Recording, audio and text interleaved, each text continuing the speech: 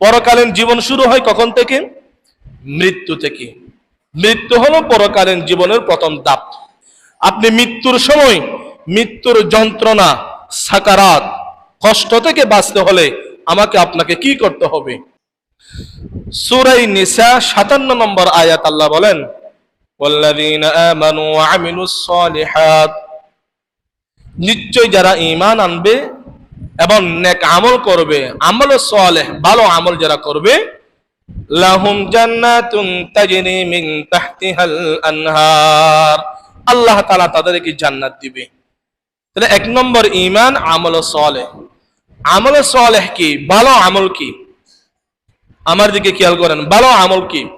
নামাজ পড়া, বলেন। রোজা রাখা ভালো আমল না? যাকাত দেওয়া ভালো আমল, হজ করা ভালো আমল, উমরা, তিলাওয়াত কোরআন। শুধু আমরা ভালো আমলকে এখানেই সীমাবদ্ধ রাখি। নামাজ, রোজা, যাকাত, হজ, সাদাকা, এখানে আমরা কিন্তু আমাদের আমলে সালেহকে সীমাবদ্ধ রাখি। অথচ আমলে সালেহ বলা হয় সুন্নাতুন নববিয়্যা, রাসূলের আদর্শ মোতাবেক যে কোনো কাজকে বলা হয় ভালো আমল। হোক সেটা দুনিয়াবি কাজ, হোক সেটা উখরবি কাজ। যে কাজকে আপনি রাসূলের আদর্শ সুন্নত মোতাবেক করবেন, সেই কাজকে বলা হয় আমলে সালেহ। আমরা আমলে সালেহকে মসজিদ এবং মাদ্রাসার মধ্যে সীমাবদ্ধ রাখি ন। আমলে সালেহ শুরু হবে রাষ্ট্র থেকে নিয়ে। রাষ্ট্র পরিচালনা করব কোন নিয়মে? যে নিয়মে নবী মুহাম্মদুর রাসূলুল্লাহ সাল্লাল্লাহু আলাইহি ওয়াসাল্লাম পরিচালনা করলেন, এটার নামও আমলে সালেহ। রাসূলের আদর্শ মেনে আমার ব্যক্তিগত জীবন, আমার সামাজিক জীবন, আমার রাষ্ট্রীয় জীবন পরিচালনা করার নামও হলো আমলে সালেহ। এই আমলে সালেহ যদি আমি আপনি করি, তাহলে আল্লাহ তাআলা মৃত্যুর সময় আমাদেরকে নিরাপদে আমাদের দেহ থেকে আমাদের জান বাহির করবেন। সূরাতুল ফজর 27 থেকে 30 নম্বর আয়াত আল্লাহ বলেন, ইয়া আইয়্যাতুহান নাফসুল মুতমাইন্না ইরজিই ইলা রাব্বিকা রাদিয়াতাম মারদিয়া ফাদখুলি ফি ইবাদি ওয়াদখুলি জান্নাতি। আল্লাহ তাআলা বলেন, ইয়া আইয়্যাতুহান নাফসুল মুতমাইন্না ইরজিই ইলা রাব্বিকি, হে প্রত্যাশিত আবৃত্তি নফস, তুমি তোমার প্রভুর দিকে যাও। নাফসুল মুতমাইন্না এর ব্যাখ্যার মধ্যে ইমাম আবু দাউদ রাহমাতুল্লাহি আলাইহি একটি হাদিস বর্ণনা করেন। হাদিসের বর্ণনাকারী বারা ইবনে আযিব রাদিয়াল্লাহু তাআলা আন, যারা ভালো আমল করবে তাদের মৃত্যুটা কিভাবে হয়? হযরত বারা ইবনে আযিব রাদিয়াল্লাহু তাআলা আন হাদিস বর্ণনা করেন। অনেক লম্বা হাদিস, সংক্ষেপে বলতেছি। একজন মুমিনের যখন দুনিয়ার জীবন শেষ করে আখিরাত মুখী হওয়ার সময় যখন আসে, অর্থাৎ মৃত্যুর সময়, সাকরাত যখন শুরু হয়, মানুষের শেষ নিঃশ্বাস যখন ত্যাগ করবে, ইযা কানাল ইনকিতাউ মিনাদ দুনিয়া ওয়াল ইকবালু ইলাল আখিরাহ, মুমিন যখন দুনিয়া ত্যাগ করে আখিরাত মুখী হয়, নাজালা ইলাইহি মালাইকাতুম মিনাস সামা, আসমান থেকে কিছু রহমতের ফেরেশতা নাজিল হয়।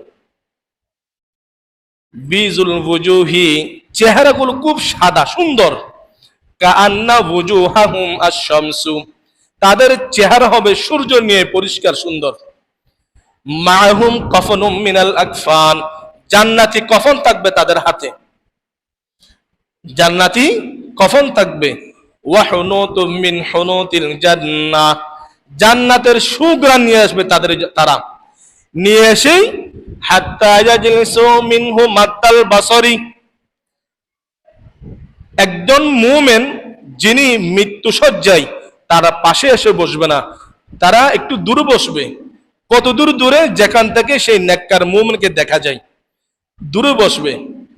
হাত্তা নাজালা হাত্তা ইয়াজিআ মালাকুল মাউতি, এমত অবস্থায় মালাকুল মাউত হযরত আজরাইল আলাইহিস সালাতু ওয়াস সালাম আসবে, এসে ওয়ায়াজলিসু ইনদা রাসিহি, মৃত ব্যক্তি নেককার বান্দা যিনি সারা জীবন ভালো আমল করছে তার মাথার পাশে বসবে, মাথায় হাত বুলিয়ে দিবে, বলবে কি জানেন? ইয়া আইয়াতুহান নাফসুত তাইয়্যিবা উখরুজি ইলা রাব্বিকি, উখরুজি ইলা রাব্বিকি গায়রু গাদবানিন। তিন রাওয়ায়াতে তিন ধরন আছে। হে পবিত্র আত্মা, আইয়াতুহান নাফসুত তাইয়্যিবা, হে পবিত্র আত্মা, ইরজিই ইলা রাব্বিকি, তুমি তোমার প্রভুর দিকে বাহির হও। আরেক রাওয়ায়াত আছে ইরজিই ইলাল্লাহ, তুমি আল্লাহর দিকে বাহির হও।